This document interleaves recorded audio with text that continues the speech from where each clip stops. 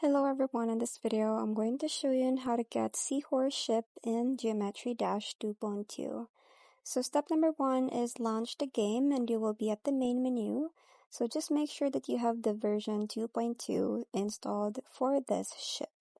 Next step is click on the garage or the icon kit button to access all your unlockable icons and ships. Next is navigate to the Ship tab at the top of the icon selection menu, and you will see all available ships here, including new 2.2 additions.